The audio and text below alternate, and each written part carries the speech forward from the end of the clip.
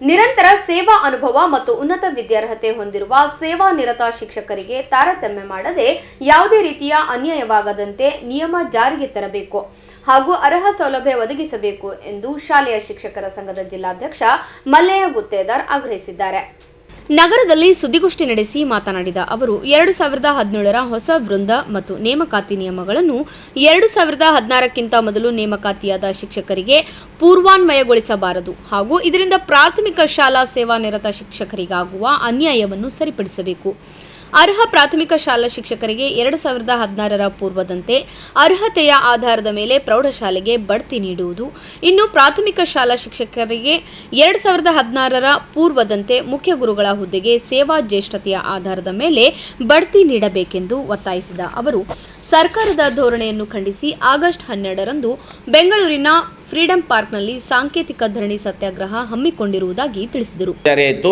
ಅಂದಿನಿಂದ ಇಲ್ಲಿಯವರೆಗೂ ಕರ್ನಾಟಕ ರಾಜ್ಯ ಪ್ರಾಥಮಿಕ ಶಾಲಾ ಶಿಕ್ಷಕರ ಸಂಘ ನಮ್ಮ ಶಿಕ್ಷಕರುಗಳಿಗೆ ಆಗಿರತಕ್ಕಂಥ ಅನ್ಯಾಯವನ್ನು ತಾಲೂಕು ಮಟ್ಟದಲ್ಲಿ, ಜಿಲ್ಲಾ ಮಟ್ಟದಲ್ಲಿ, ರಾಜ್ಯ ಮಟ್ಟದಲ್ಲಿ ಪ್ರತಿಭಟಿಸುವ ಮುಖೇನ ಸರ್ಕಾರಕ್ಕೆ ಅನೇಕ ಬಾರಿ ನಾವು ಮನವಿ ಸಲ್ಲಿಸಿದರೂ ಕೂಡ ಇವತ್ತು ಸರ್ಕಾರ ಮತ್ತು ನಮ್ಮ ಶಿಕ್ಷಣ ಇಲಾಖೆ ಎಚ್ಚೆತ್ತುಕೊಂಡಿಲ್ಲ.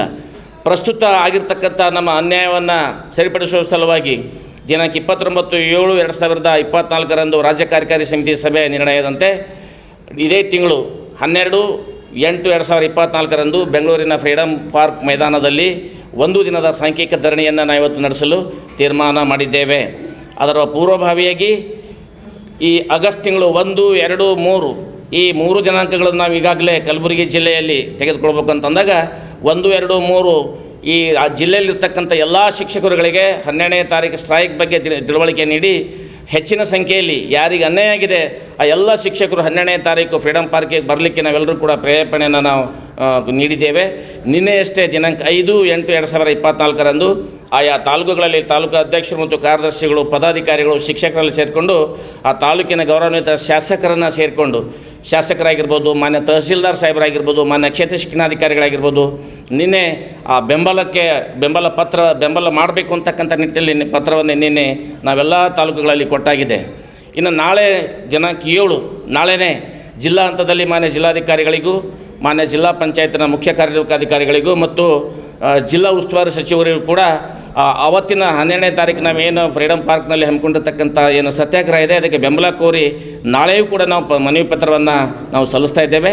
ಪೂರ್ವಭಾವಿಯಾಗಿ ಸರ್ಕಾರದ ಗಮನ ಸೆಳೆಯಲು ಇವತ್ತು ಮಾಧ್ಯಮದ ಪಾತ್ರ ಕೂಡ ಭಾಳ ಮುಖ್ಯ ಇರುತ್ತೆ. ಯಾಕಪ್ಪ ಅಂತಂದರೆ ನಮಗೆ ಏನಾದರೂ ನೋವಾದಾಗ ನಿಮ್ಮ ಮುಖೇನ ಸರ್ಕಾರದ ಗಮನಕ್ಕೆ ತರತಕ್ಕಂಥದ್ದು ನಮ್ಮ ಆದ್ಯ ಕರ್ತವ್ಯ ಆಗಿದೆ.